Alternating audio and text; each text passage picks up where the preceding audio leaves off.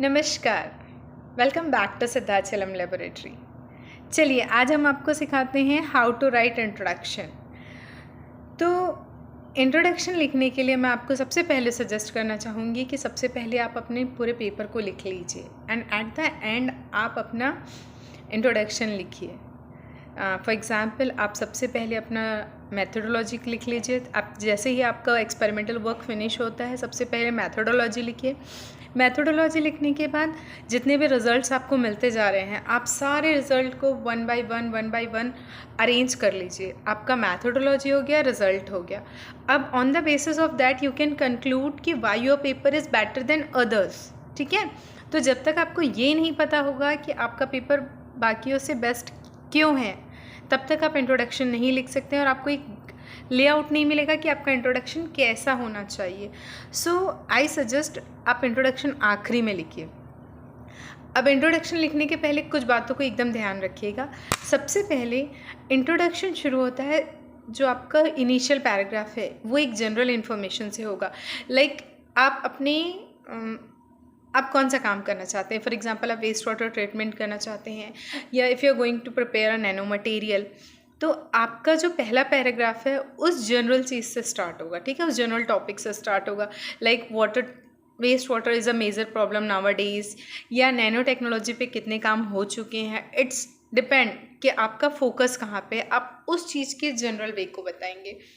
The next thing, आपके जितने भी एलिमेंट हैं या जितने भी आपके पार्ट्स हैं आपके रिसर्च वर्क के, आपको सभी को वन बाय वन डिस्क्राइब करते हुए, लाइक आपने पिरामिड देखा है, आप पिरामिड को उल्टा कर लीजिए।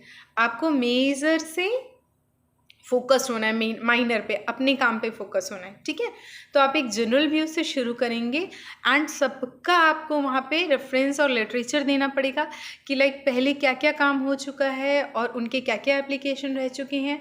और आपका जो रेफरेंस है वो पुराने भी होने चाहिए, लेटेस्ट भी होना कंपलसरी है।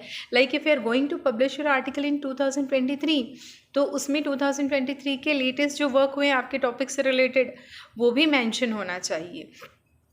जब आप ये सारा डिस्क्रिप्शन दे देते हैं तो एट द एंड जो लास्ट पैराग्राफ होता है अराउंड 30 to 40 वर्ड्स, वो होता है आप जो प्रेजेंटली वर्क कर रहे हैं वो वहाँ उस पैराग्राफ में आपको उस चीज़ को पूरा डिटेल करना होता है and on the basis of above literature आपको रिकमेंड करना होता है कि that you are going to do this work, क्योंकि ये वर्क अभी तक नहीं हुआ है या ये वर्क यूनिक है या इस वर्क से प्रीवियस वर्क से ज़्यादा बेनिफिट है।